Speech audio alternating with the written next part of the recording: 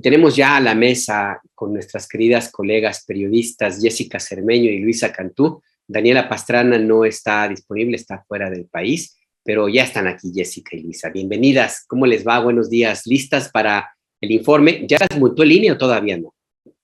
Buenos días. Yo sigo ilesa. ¿Y tú, Jess? No, ya saben que yo no soy la reina de las redes sociales, entonces estoy protegida en ese sentido, pero nada más por eso. Bueno, pues mi queridísima Luisa y Jessica, pues buenos días, bienvenidas compañeras, y si les parece, pues vamos entrando en materia acá en Momentum. Hemos estado hablando incluso con los abogados de esto de la prisión preventiva oficiosa, que ha sido un tema. La semana pasada nos quedamos con el pendiente de abordarlo, así que bueno, tenemos otros temas que vamos a intentar abordar también, sobre todo este desaguisado que se dio en la Cámara de Senadores con el senador Ricardo Monreal y el senador Armenta.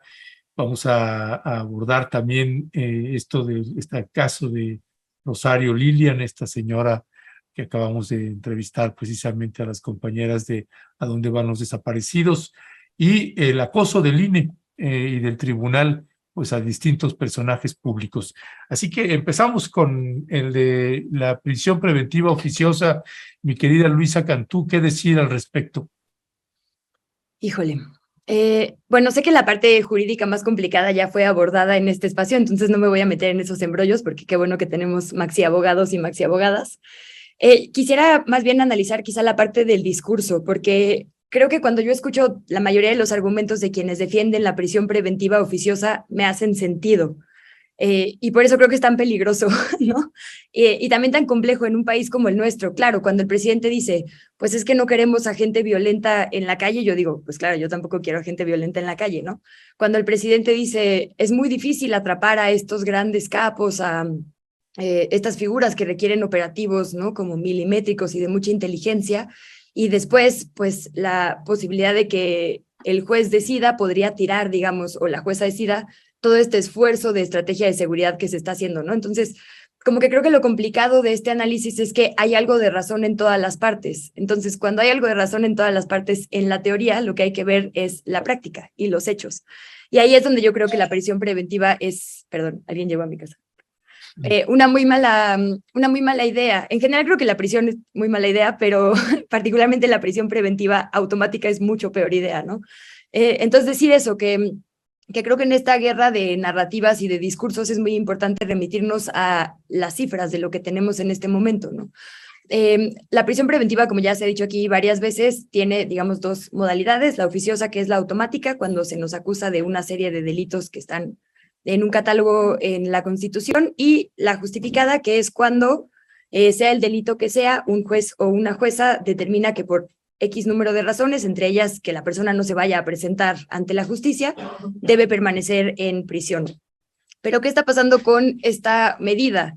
Si fuera algo que está funcionando, evidentemente habrían bajado todos los índices de inseguridad en nuestro país.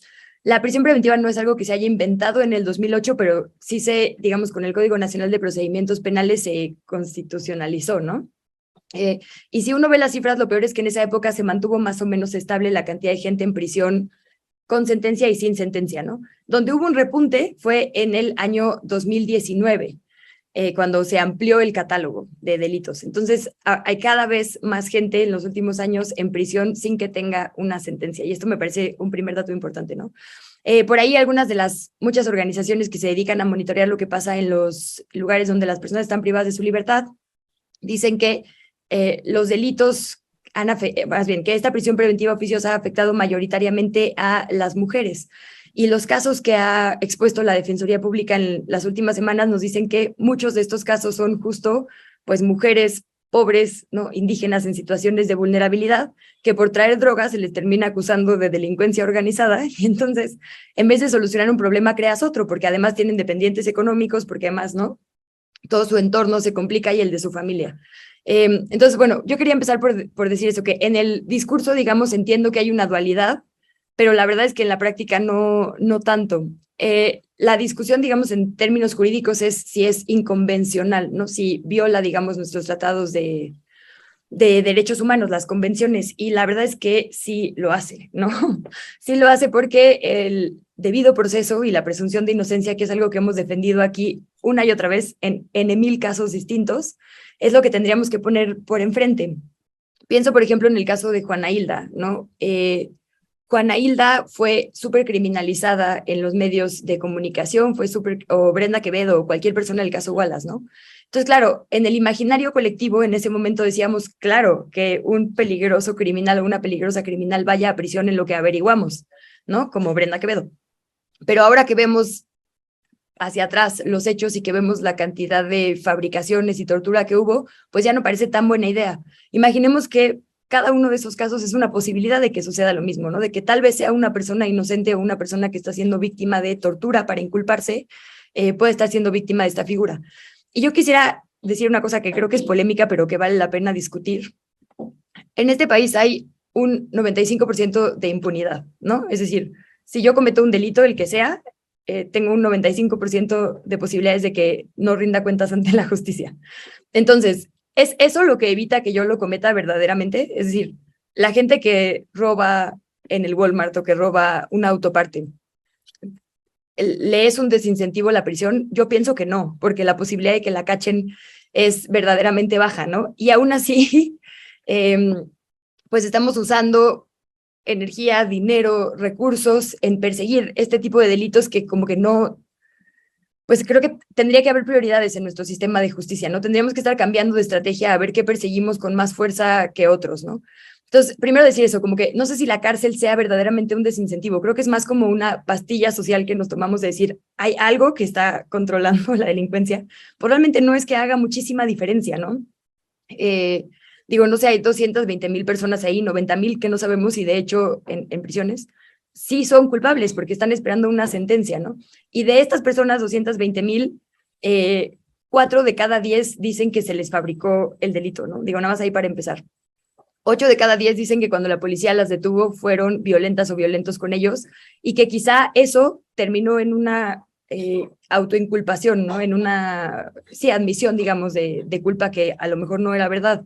3 de cada 10 mujeres dicen que se les desvistió, ¿no? Entonces, con estos procesos para llegar a prisión, a mí me queda claro que la gente que está en prisión quizá no es la gente que tendría que estar asumiendo la responsabilidad de ciertos delitos, cuando hay otras muchas personas impunes ahí afuera, ¿no? Entonces, como que de repente reforzar en el discurso público que necesitamos una figura que en los números tiene a 90,000 personas sin sentencia y que tiene a muchas mujeres, a muchas personas a muchas personas ahí, digamos, con dependientes económicos y a muchas personas cuya culpabilidad no podemos asegurar, a mí me preocupa mucho. Y creo que además me preocupa mucho porque distrae del problema de fondo, ¿no? ¿Cómo evitar que se delinca? Pues la verdad es que la cárcel no es cómo evitarlo por la cifra que ya les decía, el 95% de la gente sale impune, entonces no es que sea un desincentivo.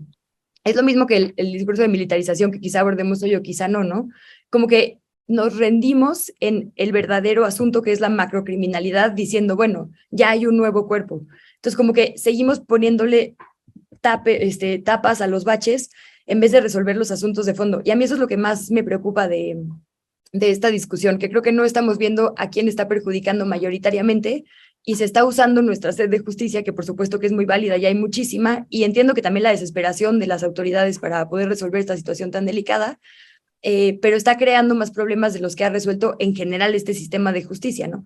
Y cuando uno ve y cruza el dato con que, digamos que esta política judicial se delineó en el 2008, con esta misma estrategia de casi inventarse bandas y meter a gente a la cárcel, pues a mí me hace cortocircuito, ¿no? Entonces creo que tendríamos que evolucionar a hablar de los problemas mucho más de fondo, como quién está en la cárcel, por qué delitos, qué está pasando con el Poder Judicial, con los MPs, con las policías, en vez de seguir como usando la teoría para resolver los asuntos que ya vimos que no resuelve. En esta tesitura que señala Luisa de que estamos fuera de foco en el debate, Jessica, a mí me llama la atención la insistencia del presidente López Obrador sobre el tema, no porque lo plantee y quiera defenderlo, inclusive el secretario de Gobernación ha dicho que si se cancela la prisión preventiva oficiosa le puede dar al traste con la estrategia de seguridad del gobierno de la República. Lo que me llama la atención es esa insistencia de pretender, de presentar la discusión que se va a dar en la Suprema Corte de Justicia de la Nación como el que se vaya a cancelar la posibilidad de encarcelar a alguien. Y yo creo que está fuera de foco el debate, porque lo que se plantea, se va a discutir en la Cámara, en la Corte, es que se cancele, se derogue esta idea de que el juez esté obligado en todos los casos en los cuales exista la justificación por el delito, las modificaciones del Código Penal, que el juez esté obligado a encarcelar a alguien por mientras dure el juicio. Y lo que plantea la Suprema Corte a discutir es que se establezca como criterio de los jueces que se decrete la prisión preventiva solo en los casos en que se justifique, no por todo, no, que no sean todos, sino en los cuales el perfil del acusado amerite que sea encarcelado preventivamente, lo cual hace mucho la diferencia. No es que se vaya a cancelar la posibilidad de que los inculpados permanezcan en prisión durante el juicio, no, solamente caso por caso, en aquellos en los cuales tendría que estar una persona en prisión. ¿Tú cómo ves este tema, Jessica? No, es que yo no podría ahora sí que estar más de acuerdo con los dos, tanto contigo como con Luisa, y porque efectivamente se ha hecho parecer ante la opinión pública que este proyecto que existe del ministro Luz María Aguilar, lo que dice es nadie va a tener prisión si es detenido, si no está totalmente confirmado su delito. Parece que ese es el discurso que se ha dado, y en realidad no, efectivamente se le deja el poder al juez. Según esta iniciativa podrán discutir otra, modificarla, pero por lo pronto la que saltó a la opinión pública y que claramente la hicieron saltar a la opinión pública para que tuviéramos este debate, lo que dice es que depende de cada caso y el juez podrá decidir. No es como le está planteando el presidente Andrés Manuel López Obrador, de que cualquier detenido pues salga automáticamente de prisión. A mí me han llamado mucho la atención varias cosas que ha dicho el presidente esta semana, como por ejemplo,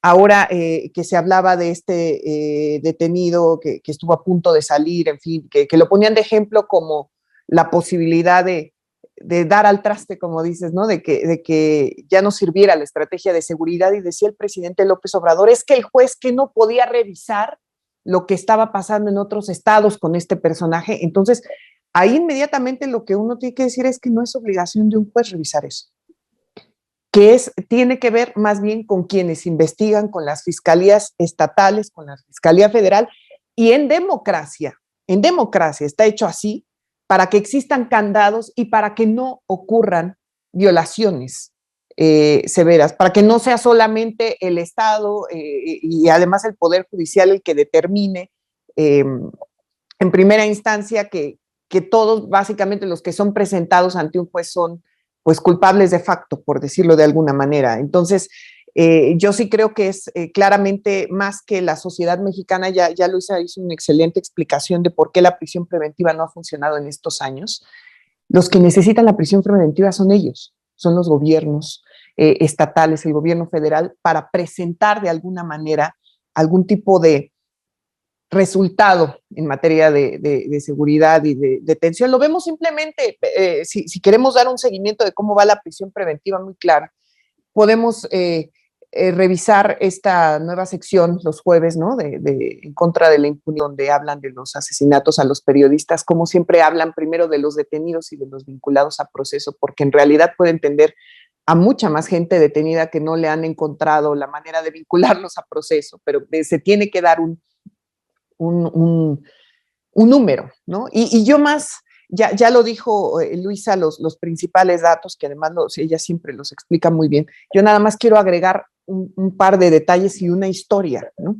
3 de cada 10 personas que entran a la cárcel en este país muy posiblemente se van a quedar toda su vida, son los únicos que se van a quedar con sentencia. Entonces eso es brutal. A mí me parece que simplemente ese número hablaría por todo lo que está ocurriendo. Y quiero contarles una anécdota, ahora que fui a Ciudad Juárez, con todo lo que pasó con la quema de Oxxos, de distintas tiendas de conveniencia, cuando estábamos afuera ahí del penal número 3, que fue donde inició supuestamente esta pelea entre bandas entre pandillas, narcopandillas, como les llaman las autoridades. Estaba ahí una señora. Me dijo, yo le quiero contar cómo está esto, pero por favor no saque mi cara a cámara, ¿no? Que eso nos pasa seguido en lugares de violencia, ustedes lo saben. Y la señora llorando decía que no tenía detalles de su hijo que estaba preso ahí en ese penal, que llevaba 8 años preso y decía que era espantoso tener la incertidumbre de lo que estaba pasando dentro del lugar después de todo lo que ocurre en la ciudad. Ya después, platicando con ella, me contó una aterradora historia sobre lo que le pasó a su hijo, de por qué llevaba 8 años ahí. Él tuvo una pelea con su entonces pareja, su esposa, no, ni siquiera era su esposa, era su pareja.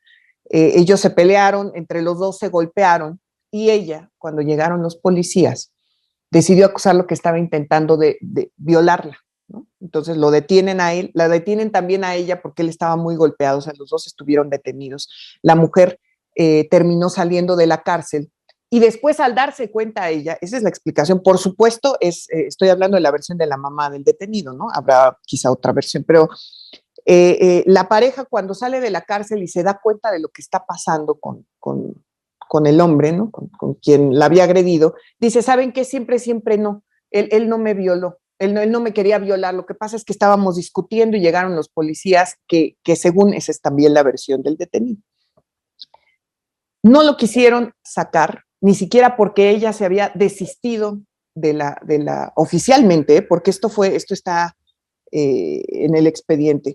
Ella se desiste de la acusación y ni siquiera así lo han sacado del penal número 3 de Ciudad Juárez, porque lo que dicen es que eso es prisión preventiva, lleva 8 años, no se ha movido su expediente y le están pidiendo a su mamá 60,000 pesos para que esto se pueda mover. Además, su hermana del detenido fue secuestrada, falleció por un grupo criminal y la acaban de encontrar hace unos meses en una fosa clandestina en Coahuila, gracias al Centro de Identificación Humana. ¿Por qué les cuento esta historia? Más que hablar porque ya, además de que dieron las cifras, yo lo hice las cifras y los argumentos también, Alberto, porque al final así es como opera la prisión preventiva en este país.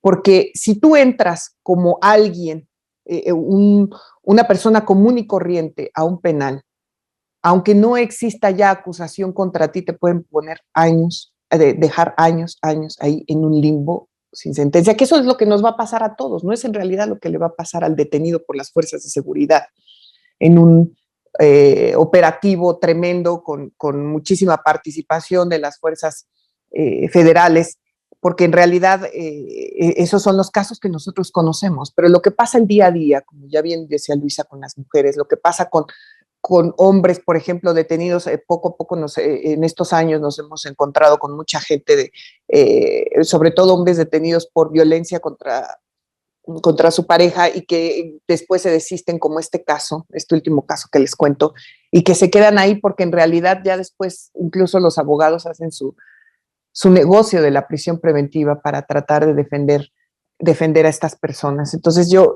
creo que eso es lo que tendríamos que reflexionar, si es el México que queremos, si son las celdas de 30 personas en muchas cárceles del Estado de México, cuando en realidad muchos no tienen sentencia. Y yo estoy de acuerdo con Luisa de que hay muchas razones para exigir que se detenga a las personas que le están haciendo mal a los demás en este país, pero no es la manera. Y ya se confirmó con los hechos, con las cifras, porque en realidad tampoco ha bajado la delincuencia. Y esta historia es la última, es solamente la última de lo que he encontrado en cuestiones de prisión preventiva cuando sales a la calle, que son las historias de todos nosotros que podríamos caer en una prisión así por cualquiera de esos delitos, ¿no? Y ya. Pues es que los contrastes que señala ahorita, por ejemplo, Jessica, más otros ahorita que estaría colocando Luisa, pues sí, esta prisión preventiva oficiosa, hablando con los maxi abogados, pues se planteaba básicamente y resumidamente, pues que pues tiene que ser por caso y que no es algo que se pueda eliminar o que se deba eliminar. Y hablábamos del caso, por ejemplo, de Murillo Karam, o hablábamos del caso de Tomás Herón de Lucio o Emilio Lozoya, por poner algunos ejemplos de que ahí podría aplicarse o no casos así, o tenemos estos otros contrastes como estos en la primera década del año 2000, cuando este caso de este señor que estaba haciendo todo un esfuerzo por liberar a su hijo, que llevaba más de 5 años preso porque lo habían asesinado a él, al papá. Entonces, el papá defendiendo a su hijo, diciendo, pues es que no me asesinó, aquí estoy. Y tenía prisión preventiva oficiosa y llevaba más de 5 años y tardó más de un año en tribunales y todo para que liberaran a su hijo. Son los contrastes. No sé si quieras decir algún comentario más sobre este tema y pasaríamos al siguiente. Sí. Rapidísimo, nada más es que hace rato no encontraba mi acordeón, pero ya lo encontré. Estas infografías que hizo Intersecta, que me parecen muy interesantes, el 70% de las personas en prisión preventiva son pobres. ¿Y cómo usan la palabra pobres? Por el tipo de trabajos, por el tipo de educación, o sea, llegan hasta básica y tenían que trabajar 7 días para sobrevivir, ¿no? Entonces, como que si el argumento de la prisión preventiva oficiosa es que se nos van a ir los grandes capos, pues tendrían que ser grandes capos, ¿no? No 70% de personas campesinas y demás. O sea, ahí a mí me hace un poco de ruido, digamos, porque no hay con qué sustentar esto. Y la otra no es necesariamente prisión preventiva oficiosa, sino prisión preventiva, es que hay más mujeres inocentes que condenadas en la cárcel, inocentes en el sentido de que están esperando sentencia o no se les puede decir culpables porque todavía no acaban las investigaciones, ¿no? Entonces, es una figura en lo general, no solo oficiosa, que afecta mucho más a las mujeres que a los hombres porque evita que se les juzgue con perspectiva de género. ¿Y a qué voy con esto? Por ejemplo, si yo soy una mujer con una situación o varias situaciones de vulnerabilidad, como que tengo 3 hijos y vivo en una comunidad rural en Guerrero, y mi esposo, ya lo estoy poniendo muy quizá exotizado, pero bueno, quizá mi esposo me dice, oye, vende esta droga, y entonces me cachan en un camión con marihuana, ¿no? En un, digamos, escenario ideal se tendría que ver todo mi entorno, ¿no? Uno, que tengo dependientes económicos, hijos e hijas, entonces que privarme de la libertad le va a hacer más daño a la sociedad que no. Y 2, pues que tal vez yo estoy siendo también víctima de un delito, ¿no? Entonces, en vez de que eso se pueda evaluar, automáticamente muchísimas mujeres van a la cárcel. Ahora, sí decir que tampoco es que quitar la prisión preventiva oficiosa ya resuelva el asunto, porque también hay un montón de gente, como ya veíamos, en prisión preventiva que pues tampoco debería estarlo, ¿no? Gente justo por delitos sin víctimas, como robo o acusadas sin pruebas en la investigación, a las que se les dicta también prisión preventiva justificada.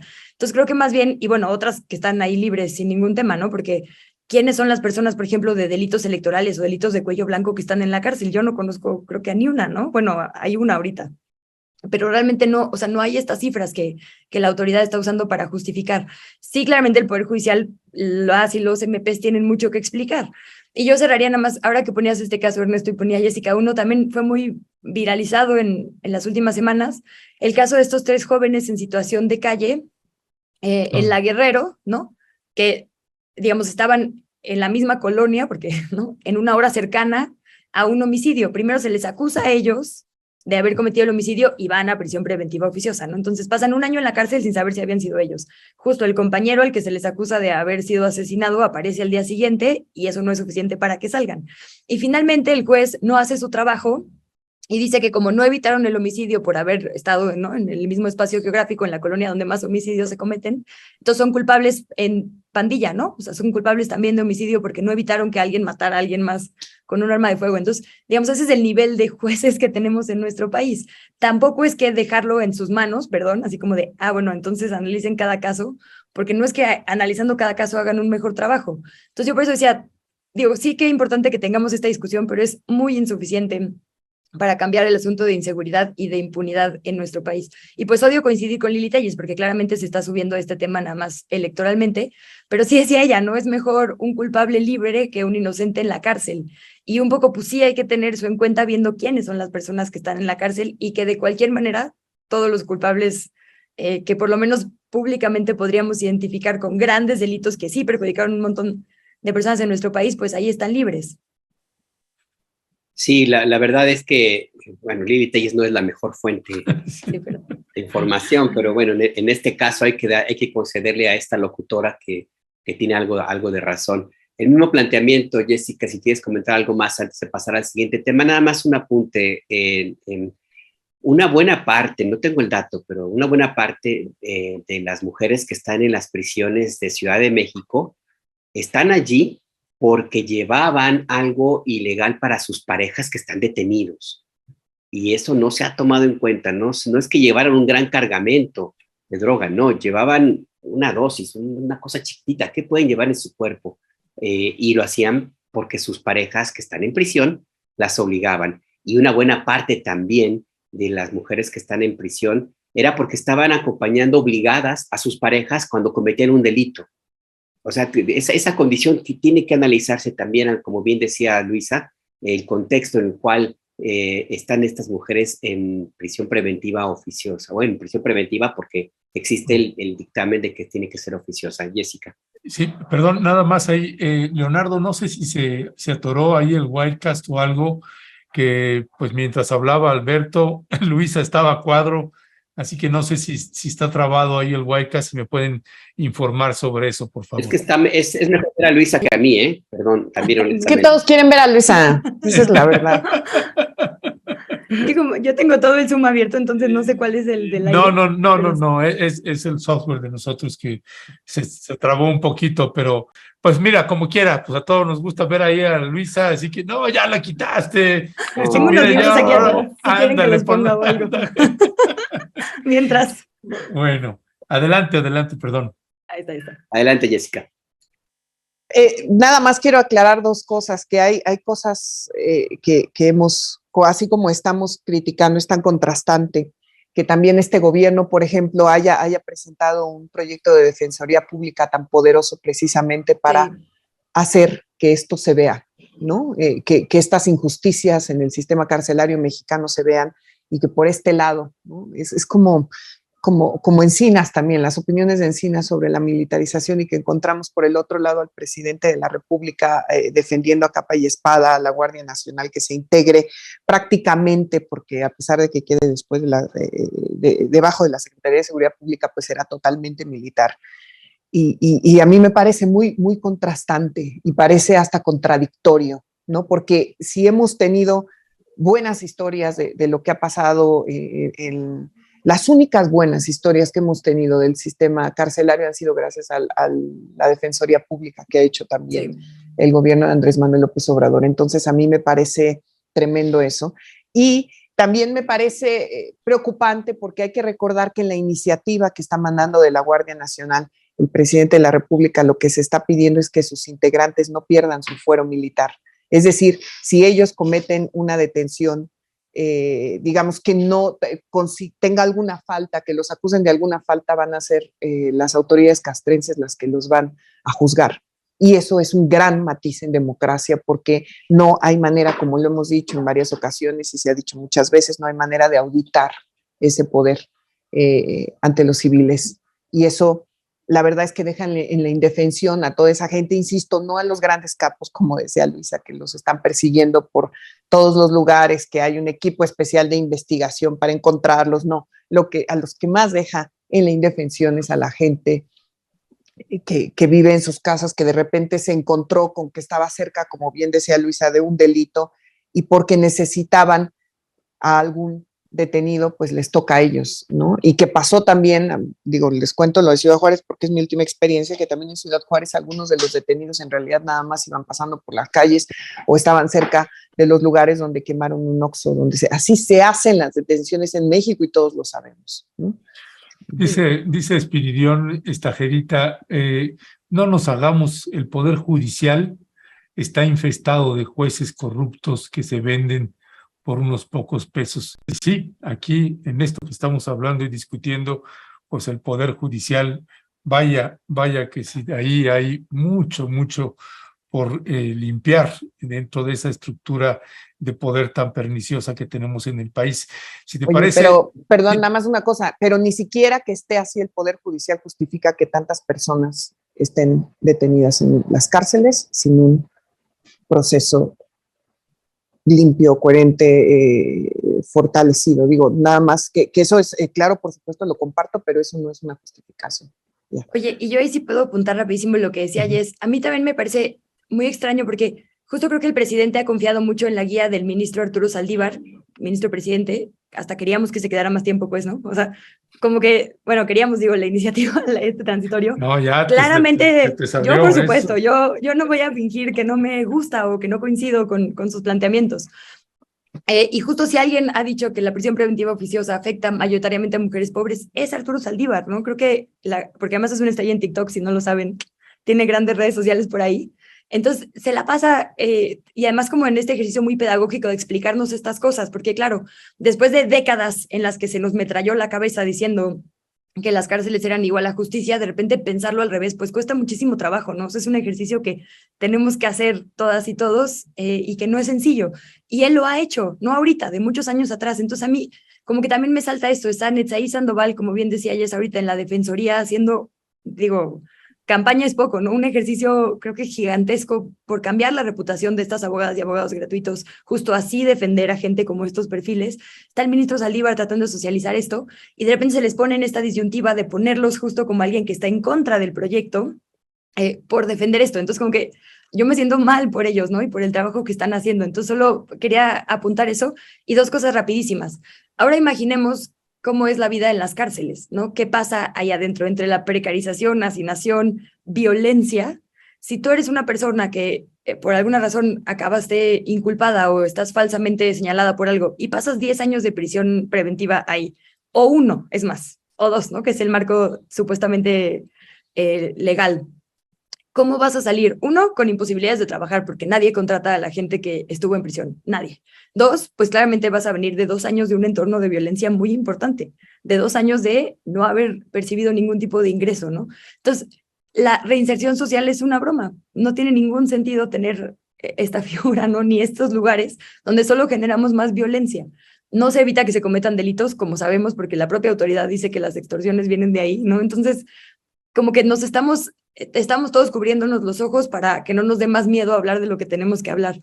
Como una de las cosas más difíciles, ahora que decían de que cada semana o cada día se detienen no sé cuántos capos, ¿no? Porque siempre hay un nuevo capo que era el más importante o el operador financiero o no sé quién. Es que hay una falsa dualidad cuando hablamos de crimen organizado, ¿no? Como ellos son los malos y nosotros, los policías, el ejército y el gobierno y la sociedad civil, que los detienen son los buenos, ¿no? Hay como estos dos actores en la sociedad. Y eso es falso. También tenemos que empezar a hablar de, creo que lo que mucha gente ha insistido, creo que yo siempre cito por aquí al doctor Daniel Vázquez, pero a mí me gusta mucho de la Flaxo, que justo dice eso, no son estos dos entes en la sociedad, hay como macrocriminalidad, porque están en las fiscalías, el crimen organizado, ¿no? Van y vienen. O sea, hay un ejemplo en el libro este de Jesús Lemus, que habla con alguien que conoció cuando estuvo en prisión, que después salió y fue, creo que director de la policía en Sinaloa, ¿no? Y había estado ahí acusado por narcotráfico. Es decir, así se mueve en nuestro país la violencia, por no ponerle otra cosa, ¿no? Va y viene del gobierno, entra y sale de las fiscalías, entra y sale del ejército, entra y sale de los cárteles. Entonces, de repente como que creer que encarcelar grandes capos también es una solución, pues es ridículo, porque hay gente que delinque y que está en complicidad en las más altas esferas de nuestra autoridad, a nivel estatal y a nivel federal. Digo, hay un juicio en Estados Unidos bastante importante, ¿no? Contra Genaro García Luna. Hay aquí otros varios.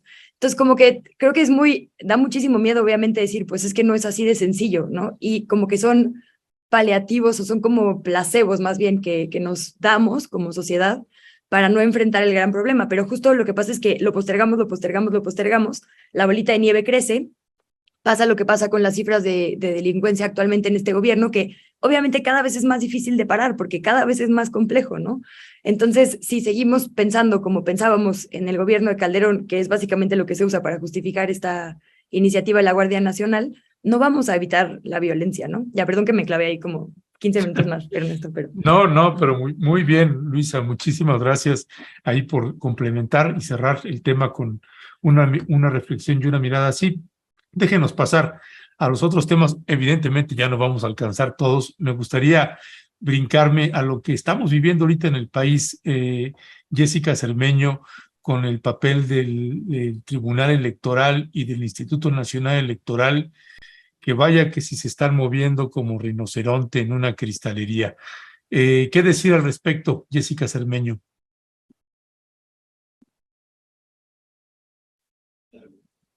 ¿Micrófono? Ah, sí. El micrófono está silencio. Perdónenme. Yo creo que este tipo de acciones por parte de las autoridades y no solamente de las autoridades, es que yo creo que también de los actores políticos, lo que hacen es enrarecer más y poner en realidad más un ambiente, me parece, de polarización, de problemas, sí se podría establecer una tendencia en estas digamos, acusaciones que están presentando. La verdad es que a mí me parece que ahora que le preguntaban igual al presidente López Obrador en la mañana, que decía que ya no quería opinar, porque pues, en realidad le parecía tremenda desde su punto de vista la labor que ha tenido el Instituto Nacional Electoral en los últimos años, que es la verdad una crítica que se ha mantenido durante todo el sexenio. Sí creo que lo que hace es mínimo, y es el último adjetivo que podríamos ponerle, es enrarecer lo que está ocurriendo, y claramente sí tiene un sesgo, ¿no? que tendría que establecerse.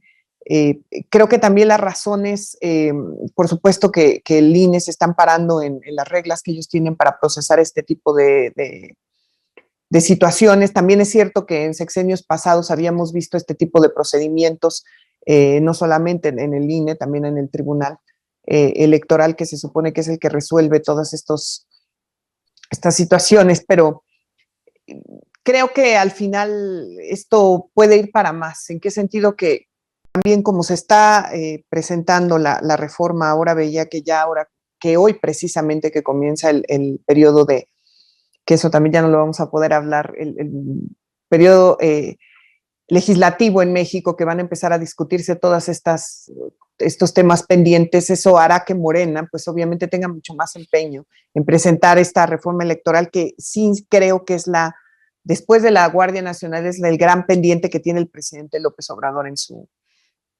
gobierno, y que no, a pesar de que no se pueden, digamos, tener los resultados que quisiera el presidente si tuviera una mayoría distinta, pues sí va a buscar hasta el último día, digamos, cobrarle de alguna manera, y no solamente el presidente, sino también toda la gente de Morena.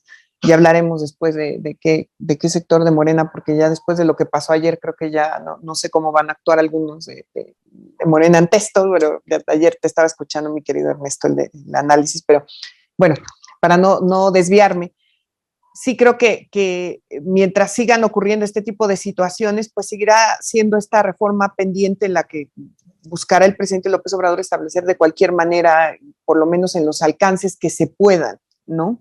Y si no, de manera instrumental, sí, ante la opinión pública. A mí es lo que creo que me hice bolas en la respuesta, pero sí me parece que eso seguirá teniendo, que lo seguiremos viendo. Solo lo que hace es apuntalar la decisión del presidente de que haya una reforma electoral. Eso. Pero ¿te parece que sí hay acoso del INE y del tribunal sobre la corriente de Morena? Yo creo que sí hay un sesgo. O sea, a mí sí me parece que hay una revisión específica y clara hacerlo. Alberto. Perdón, tenía el micrófono en silencio.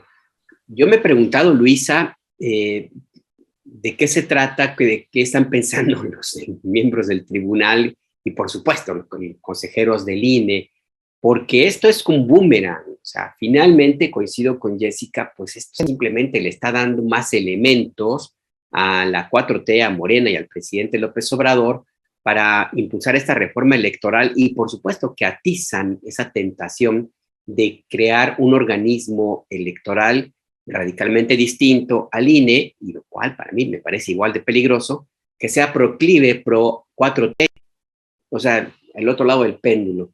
Entonces, no sé, ¿tú qué explicación tienes a esta situación que ocurre ahora mismo de acoso? Y como mencionaba el consejero Faz en la entrevista con Ernesto, de llegar al extremo, según ordena el tribunal, de recurrir a la Policía Cibernética, a la Guardia Nacional, casi las Fuerzas Armadas, para tratar de notificar a personas que simplemente ejercen su libertad de expresión. Luisa. Digo, por un lado me da gusto saber que se podía hacer eso, ¿no? De haber sabido que sí se podía aplicar la ley en nuestro país. No, digo, evidente, yo también coincido por completo en que hay un sesgo, un acoso y casi podría decir una persecución Y, digamos, las resoluciones de las sentencias dicen frases como provocó violencia simbólica al descontextualizar, ¿no? Hablando, por ejemplo, del caso de Andrea Chávez, que Andrea Chávez, pues, se ríe o, digamos, comenta en redes sociales que una legisladora del PRD dijo que el Fondo de Cultura Económica no debía dedicarse a fomentar la lectura. Y eso es interpretado como que se descontextualizó su dicho para que la acosaran en redes sociales. Bueno, si eso va a ser un criterio, entonces efectivamente nadie de nosotras ni de nosotros, y mucho menos de las personas funcionarias públicas, van a poder hablar, porque como sabemos, híjole, creo que son 180 caracteres o cuánto, lo que se puede publicar en redes sociales, entonces siempre se puede acusar de descontextualizar. Y si eso va a ser un argumento para pedirle a las legisladoras y legisladores que no hablen sobre lo que pasa en espacios donde no tenemos acceso las y los demás, pues más bien sí me suena a un acto de censura. Entonces yo ahí estaría pues muy en desacuerdo en cómo se está resolviendo desde el tribunal, desde la sala especializada, este tipo de cosas, pero también me preocupa que justo esto aviva la necesidad de una reforma electoral, y entonces la reforma electoral se vuelve como un ente completo, ¿no? Y la reforma electoral tiene muchas pequeñas partes que tienen que analizarse por separado. En teoría, para eso hubo un parlamento abierto. Sí, Dios sabe que yo estuve ahí. Pero obviamente solo 3 personas de este país lo seguimos, ¿no? Nadie, digo, a pesar de que ahí por darle una palomita a los medios públicos, sí se hizo un esfuerzo por socializarlo en resúmenes, en cobertura, en programas espejo que me tocan a mí. Pero la verdad es que no es algo que se siga con seriedad. Bueno, para empezar, la oposición no fue, ¿no? Hizo uno alterno. Y entonces, este coraje que hay, creo yo, muy justificado hacia este acoso selectivo de ciertos personajes del INE o del tribunal contra Morena, nos va a hacer como estar muy a favor de la reforma electoral. Y ahí, como dices, Ernesto, pues yo también tengo perdón que ande pesimista, pero es que está difícil este mes. Yo también tengo mis reservas, ¿no? Hay cosas muy evidentes como el cambio del INE, cómo se seleccionarían sus consejeras y consejeros, pero hay otras cosas que creo que hay que analizar con una lupa, ¿no? El tema de cómo vamos a elegir diputadas y diputados. Se va a abaratar, sí, porque van a ser menos, pero todas van a ser en una lista, ¿no? En vez de que haya, digamos, un candidato específico a mi distrito, va a haber una lista, si se aprueba como está propuesto, de un partido, y entonces uno vota por el partido y la cantidad de votos que acumula el partido son la cantidad de diputados y diputadas que le tocan. Entonces, de repente a mí eso me preocuparía, porque creo que en vez de que las y los diputados tengan que rendirle cuentas a su distrito, más bien van a tener que quedar muy bien con quien arme esas listas, ¿no? Que los dirigentes y las dirigentes de los partidos no son, creo yo, que digamos, ok, tienen nuestra confianza ciega. Y hay otros temas que también me preocupan un montón. Creo que cuando vemos cosas como que hay apartados para servicio postal y de telegramas, uno dice, claramente los partidos no deberían tener esa cantidad de recursos. Digo, salvo que sí envíen telegramas, voy a hacer esa solicitud por transparencia, pero estoy segura que no. Entonces, claro que hay que hacer recortes. El tema es que si se les recorta en tiempo electoral y se les permite que busquen fondos privados, en tiempo no electoral, perdón, pues entonces le estamos dando carta abierta a que vayan a buscar a su millonario favorito a cambio de favores, ¿no? Millonario favorito, estoy siendo muy amable, contra otros actores que hay en nuestra vida pública.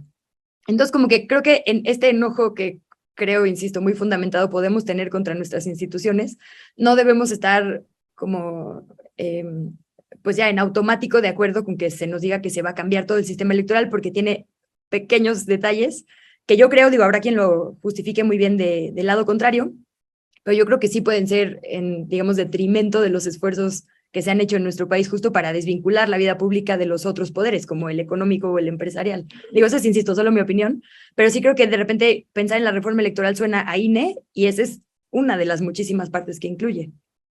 Claro, claro. Miren, pero sí, perdón, nada más que sí ayudaría muchísimo de que las autoridades electorales explicaran con qué criterios se están estableciendo de una manera distinta, o sea, una explicación de manera distinta para que la gente entienda, porque a mí lo que me parece es que se están excusando totalmente en las leyes, digamos, en sus reglamentos, que son cosas muy complicadas para establecer este tipo de sanciones, sí, que efectivamente se están volviendo excesivas, o sea, se están volviendo a los ojos de quien sea, bueno, no de quien sea, pero de los, digamos, que hemos seguido como han sido las distintas sanciones en los últimos años. Obviamente sí salta la manera en la que las están presentando totalmente, ¿no? O sea, que parece desproporcionado, diría yo, y que es es tremendo lo que está pasando porque además estamos antes de un proceso electoral federal que va a ser presidencial y que eso implica muchísimas consecuencias que van más allá no solamente de afectar, digamos, a los que opinaron y como bien dice Luisa, a los que descontextualizaron, en realidad afectan a toda una fuerza política, ¿no? Déjenme les comento que esta entrevista con el consejero Martín Faz, voy a pasarles un videito porque creo que esta parte ilustra mucho a la hora, pues Alberto, Jessica, Luisa, saben que cuando estamos haciendo una entrevista, pues a veces de pronto estás escuchando que tu entrevistado te está dando un dato y una información y uno intenta contenerse, es decir, de que no se nos note que está generando una reacción, cualesquiera que ustedes quieran, la reacción que nos está provocando, pero a mí me fue muy útil esta entrevista, ojalá tengan oportunidad de verla, porque me parece que ilustra el papel y el distanciamiento que hay de algún sector de la clase política o que están tan inmersos en el mundo que les habita que pues, no se dan cuenta que no se dan cuenta. Y déjenme hablando de pues, los recursos, los presupuestos, cuál es la mirada del trabajo que hace una institución como el Instituto Nacional Electoral. Hay un video que es que habla sobre el presupuesto. Vamos a escucharlo y regresamos con ustedes.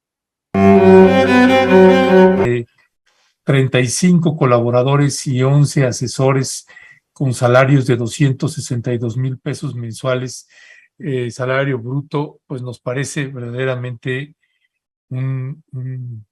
casi un asalto a la nación, por decirlo de alguna manera, una inmoralidad, por decirlo suavecito. Se necesitan tantos colaboradores y asesores cuando es consejero o presidente consejero Martín Faz.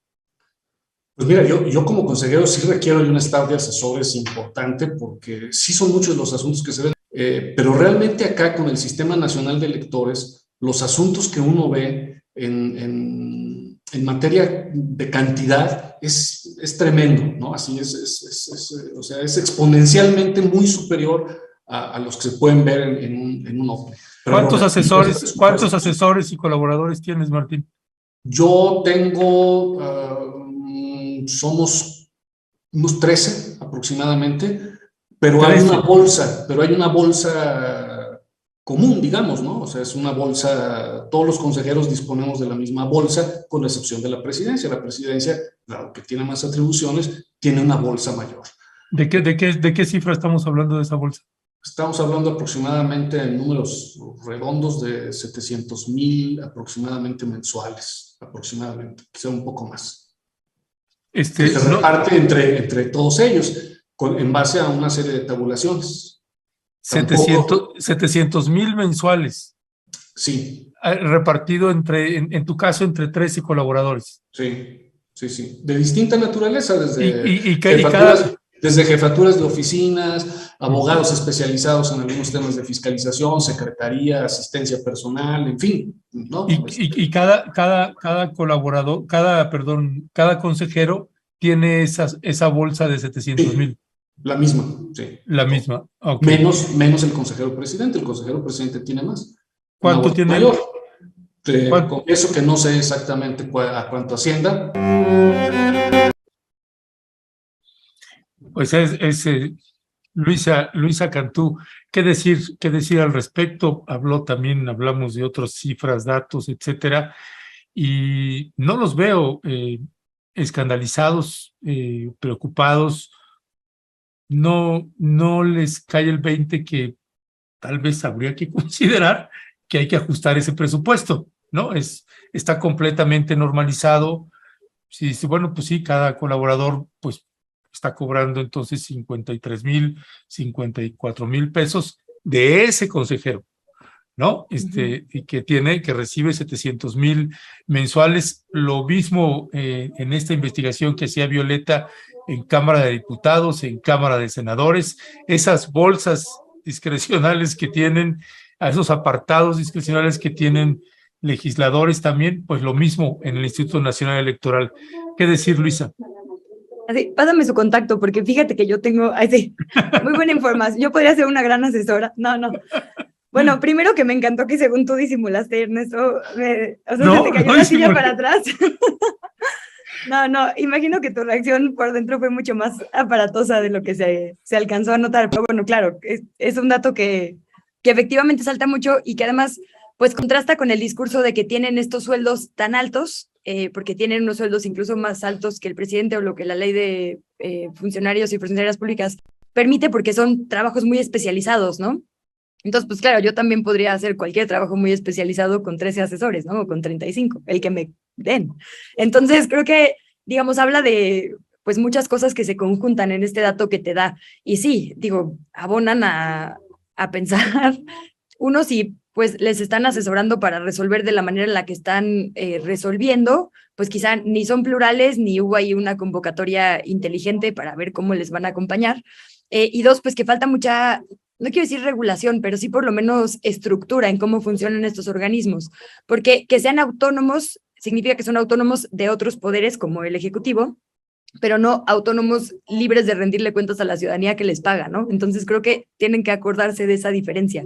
Son independientes solo el presidente, pues, no de rendirle cuentas al país, pues, porque eso sí tendrían que hacerlo. No, y fíjate, perdón ahí, Alberto, es que yo lo estaba escuchando y el tipo además lo conozco, es el único, bueno, hay dos consejeros que aceptaron homologar su sueldo con el del presidente, de hecho un poquito menos, él es uno de ellos. Uh-huh. Él no está de acuerdo tampoco, por ejemplo, con la acusación y señalamiento que hay contra a Andrea Chávez, por ejemplo. No lo ubico como una mala persona. De hecho, me respondió todas las preguntas de manera amable, simple y llanamente que tengo la impresión pues que pues no se dan cuenta, de lo que están manejando, de lo que está sucediendo en el país y lo tienen completamente normalizado, ¿no? Y lo que Perdón, nada decías, más. viven en otra dimensión que no es la de la gente común, ¿no? Creo que un poco eso le pasa a mucha gente en la función pública, que conviven en estos círculos por tanto tiempo, y en este país es muchísimo tiempo porque van de un lugar a otro, y de repente ya no saben qué está pasando fuera de ahí, entonces con toda naturalidad te habla de 700,000 pesos sin darse cuenta de lo que significan 700,000 pesos, ¿no? Dice Mago SW en el chat que no son bolsas, son costales. Sí, efectivamente, Jessica, son costalotes. Me llama la atención lo que comentan Luisa y Ernesto sobre la forma tan natural como habla de esta cantidad de dinero disponible para su propio, sus asesores y su trabajo cotidiano. Me llama la atención porque el consejero Faz pues, fue propuesto por la 4T. O sea que hablamos que no necesariamente el ser propuesto, vinculado o estar cercano a un movimiento político como el que encabeza el presidente López Obrador te salva de ser cooptado por el sistema.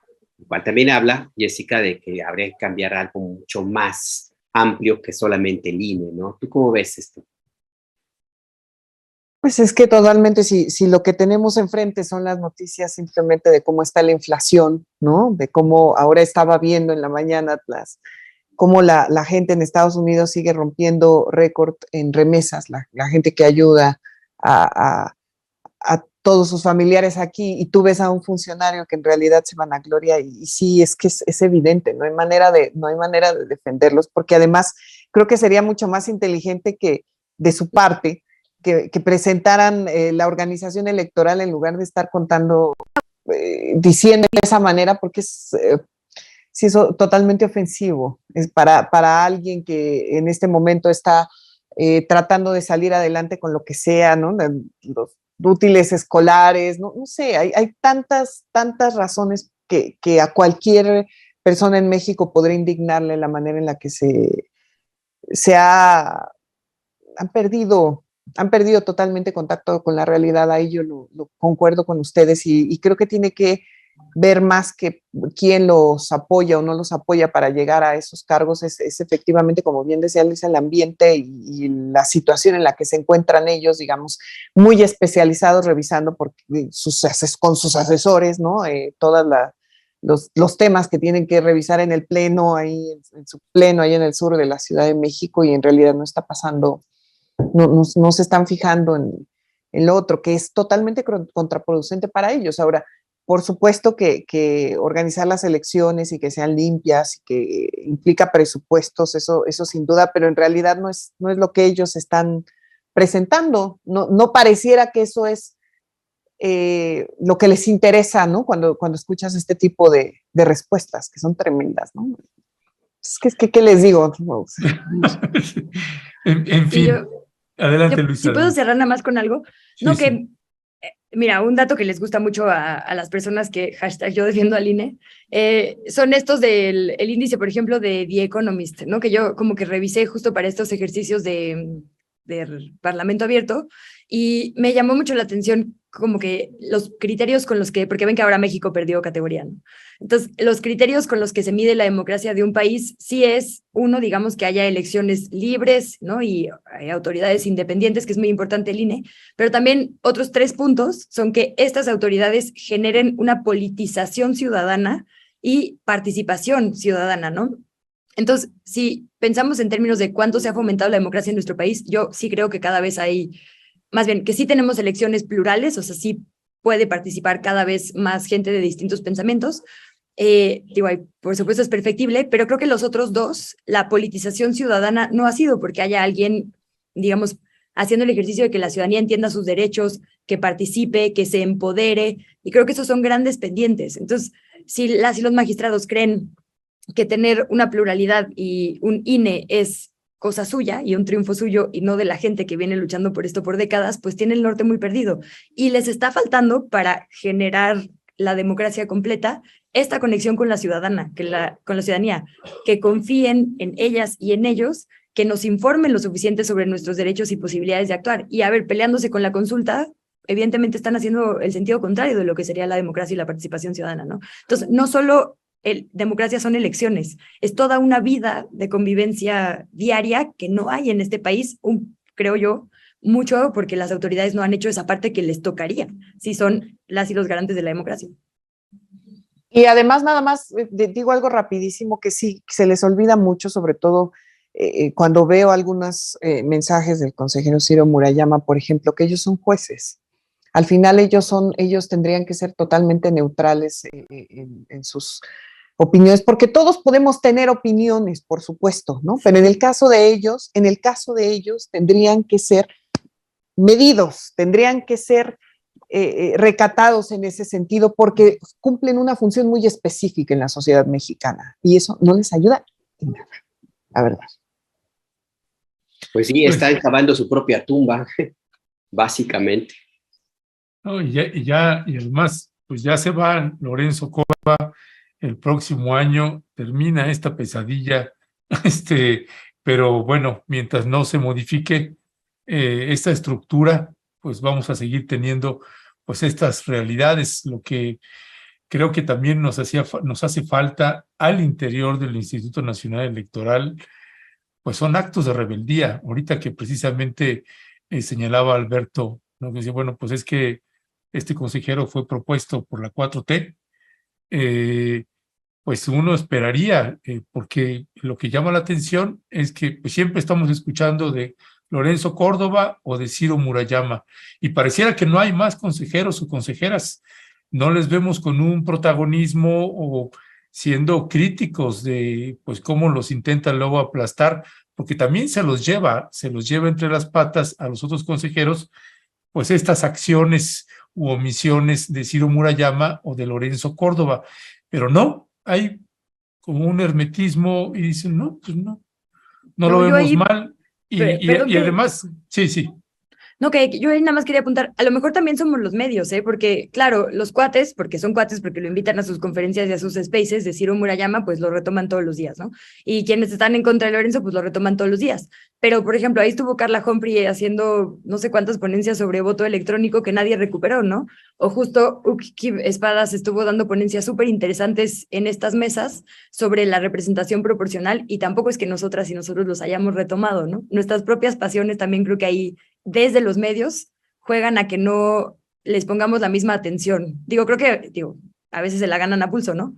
Pero sí también es una falla, creo yo, sobre todo los medios corporativos que tienen más posibilidades de masividad, ¿no?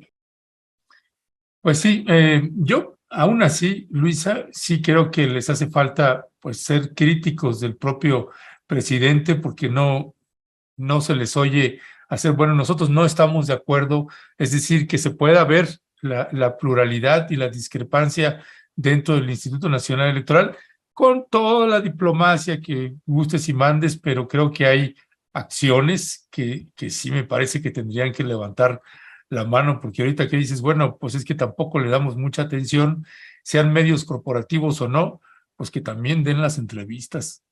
Sí, suscribo. Porque Sí. luego pues uno está ahí peleando la entrevista y pues no, nada más no. Oye, pero luego dan las entrevistas y salen con estas respuestas. No, bueno. Pero fíjate, claro en el caso de Martín Faz, de veras, no considero que el tipo sea una mala persona. Hablaba con franqueza, intentaba él colocar desde donde está, cómo la está mirando. Y claro, estábamos leyendo los comentarios y que no, pues preguntas. Toda pregunta, toda la respondió dando la cara y eso por lo menos pues sí hay que agradecerlo. Más allá de que podamos estar de acuerdo o no con la respuesta, por lo menos intenta dar una explicación. Ojalá si fuera con los otros consejeros, consejeras. Pero mira, no sé quién de nosotros ha logrado obtener una entrevista con el presidente y consejero, por ejemplo. No, la verdad que no. ¿Y Univisión? ¿Univisión no ha tenido? Nosotros tuvimos una, pero antes de la elección. Hay mucha gente que ha solicitado, me lo han dicho. Pero nosotros tiene bastante, ¿eh? Fue más bien por organización electoral, ya ni recuerdo. Pero nosotros una nos dio. En pie de página no, la verdad que tampoco la hemos buscado, como que no están, tratamos de salirnos un poco de ese debate que finalmente, pues para la línea editorial de pie de página, pues tendría que ser algo muy extraordinario. Pero yo creo que ya para cerrar, ahora que Luisa Cantú sea presidenta del INE y nosotros, sus asesores especializados, va a cambiar todo. Pero miren, la verdad bolsa, es que Luisa no necesita el costal se va a quedar ahí. Ay, sí. Luisa no necesita asesores porque ella de cualquier tema te tiene el dato, lo último que ocurrió, estuvo en el Parlamento. Compañera. No, por favor. Bueno, sí les recomiendo ver los parlamentos, la verdad es que sí aprende uno, Es muy denso y no voy a decir que divertido, pero sí sale uno por lo menos con entendimiento. Ok, pues mi querida Luisa, mi querida Jessica, muchísimas gracias como siempre. Les mandamos un fuerte abrazo y ahí seguimos al habla. Atentos a ver qué dice el presidente ahora a las 5 de la tarde. Abrazo grande. Suerte, buena jornada. Hasta luego, cuídense, gracias.